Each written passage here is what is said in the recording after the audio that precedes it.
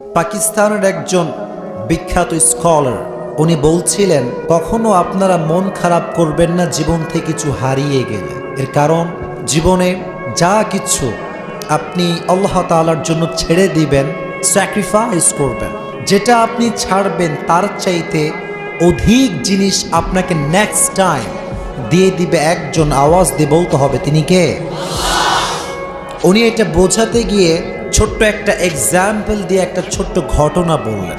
উনি বললেন, পাকিস্তানের একজন ডক্টর যিনি একটি হসপিটালে জব করেন, তিনি নিয়ত করলেন যে আমি আমার জীবনের যত টাকা পেয়েছি এগুলো জমিয়ে রাখছি এবং নেক্সট ইয়ার আমি হজ করব ইনশাআল্লাহ। এটা ডক্টরের দিলের নিয়ত। তো ডক্টর মোটামুটি টাকা পয়সা সব জমা করে ফেলেছে। সে এবং তার ওয়াইফ মিলে হজ করতে যাবে, সেই মক্কার জমিনে মদিনায় হজ করতে যাবে নিয়ত। হঠাৎ করে সে হসপিটালে এসেছে, দেখছে একজন বাচ্চা মুমূর্ষ অবস্থায় পড়ে আছে, ঠিক মেডিকেলের যে রুম থাকে তার বাহিরে। উনি বললেন যে বাচ্চাটার কি হয়েছে? ডাক্তাররা বলল তার অবস্থা খুবই খারাপ, তার একটা ডোজ চলছে, একটা অপারেশন তার হবে, কিন্তু এটা যে সে করবে, ট্রিটমেন্ট যে সে নিবে, তার কাছে পর্যাপ্ত পরিমাণ টাকা পয়সা নেই, তাই তাকে মেডিকেল থেকে রিলিজ দেওয়া হয়েছে। এই কথা শুনে সে ডাক্তারটা বড় মন খারাপ করলো যে কিরে, একজন বাচ্চা ছেলে টাকার অভাবে মারা যাবে, টাকার অভাবে সে চিকিৎসা করতে পারবে না, আর এটা আমি স্বচক্ষে দেখবো, এটা হতে পারে না। ডাক্তার নিজের সমস্ত হজের টাকা সে বাচ্চার ট্রিটমেন্টের জন্য দান করে দেয়। সুবহানাল্লাহ। সব চিকিৎসা ওকে, বাচ্চাও সুস্থ হয়ে গিয়েছে। তো যখন বউয়ের কাছে এই ডাক্তারটা গেছে, বউ বলল যে আমাদের হজে যাওয়ার প্রোগ্রামের কি অবস্থা? ডাক্তার মাথা নিচু করে বলল, পাকিস্তানের ডাক্তার, যে দেখো বউ, আমি তো সমস্ত টাকা আল্লাহর জন্য আল্লাহর রাস্তায় দান করে দিয়েছি। সুবহানাল্লাহ পড়েন। এই কথা শুনে বউটা খুব রাগ করলো, বলল যে আরে, পুরো জীবনের অর্জন করে কিছু টাকা তুমি জমিয়েছিলে আমরা দুজন মিলে হজ করব বলে, মৃত্যুর পূর্বে একটা আমাদের বিশাল বড় ড্রিম ছিল, এটা তুমি কি করে এসেছো? কেন সব টাকা দান করে এসেছো? তখন ডাক্তার সাহেব একটা কথা জবাব দিলেন। তিনি বললেন যে मैंने सुना है जो चीज़ तुम अल्लाह के लिए छोड़ोगे अल्लाह ताला तुम्हें उससे भी ज़्यादा अच्छा चीज़ तुम्हारे तकदीर में लिख देगा। सुबहानाल्लाह पढ़ा।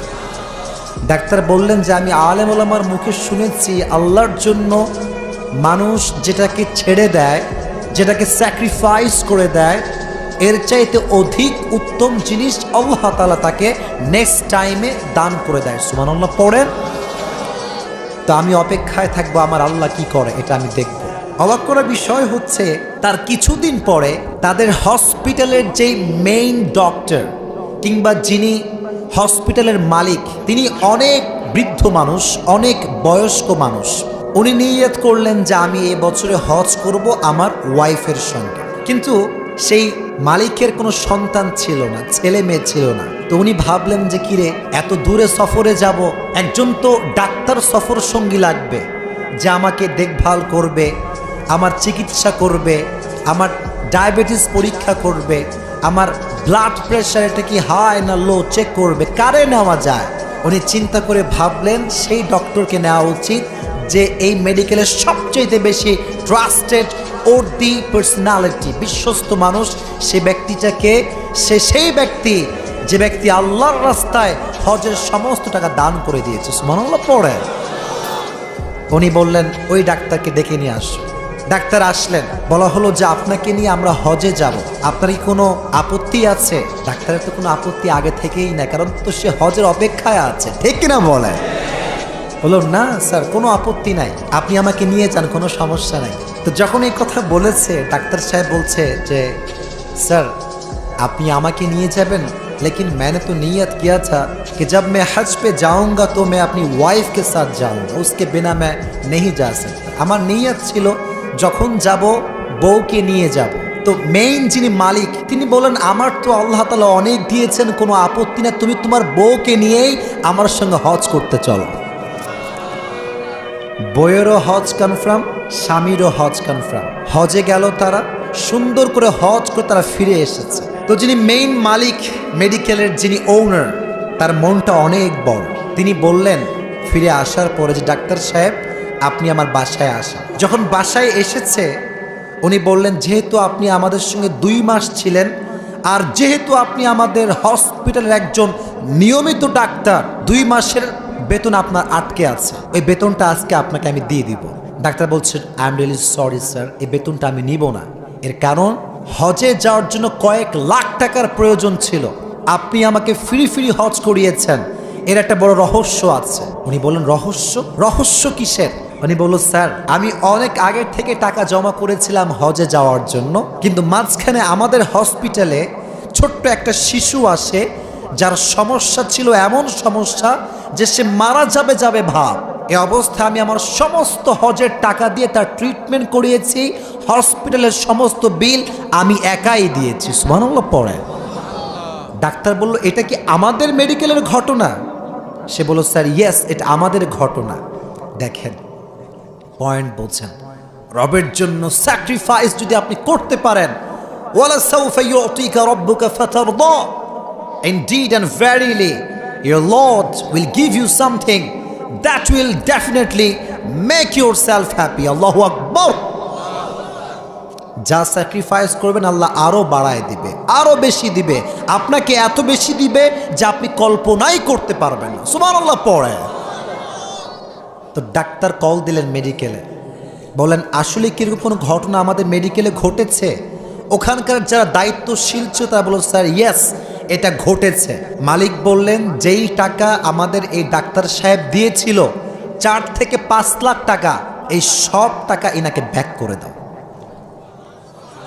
সব এনাকে ব্যাক করে দাও। 4 লাখ টাকা ব্যাক পেয়ে গেল। আবার 2 মাস যে হজ করতে গিয়ে যে স্যালারি পায় নাই, ডাক্তার বললেন অর্থাৎ মেইন যে মালিক তিনি সেই স্যালারি নিয়ে বললেন হজও করেছেন, বেতনটা আপনি আজকে ফ্রি ফ্রি আপনার কাছে রেখে দেন। আপনারা এত আস্তে সুবহানাল্লাহ পড়লেন। जो चीज़ तुम अल्लाह के लिए छोड़ोगे अल्लाह उससे भी ज़्यादा अच्छा चीज़ तुम्हारे तकदीर में लिख देगा। তুমি যা আল্লাহর জন্য স্যাক্রিফাইস করবা তার চাইতে ভালো জিনিস তোমার কপালে লিখে দিবে একজন, তিনি কে? তো এই ঘটনাটা কোনো হাদিসের ঘটনা নয়, বাস্তবিক জীবনের ঘটনা। আমি জাস্ট এতটুকু বোঝালাম, জীবনে যত কিছুই আসুক, যদি এমন কিছু হয় যে রবের জন্য স্যাক্রিফাইস করতে হবে। সুপ্রিয় দর্শক মণ্ডলী, আশা করি আপনারা সকলে ভালো আছেন। এই ভিডিওটি যদি ভালো লেগে থাকে তাহলে একটি লাইক করবেন এবং এমনই নতুন নতুন ভিডিও পাওয়ার জন্য আমাদের এই চ্যানেলটিকে সাবস্ক্রাইব করে পাশে থাকবেন। এবং আপনাদের যদি ভিডিওটি ভালো লেগে থাকে তাহলে বেশি বেশি করে শেয়ার করবেন, যাতে অন্য আপনার বন্ধুবান্ধবরাও দেখতে পারে।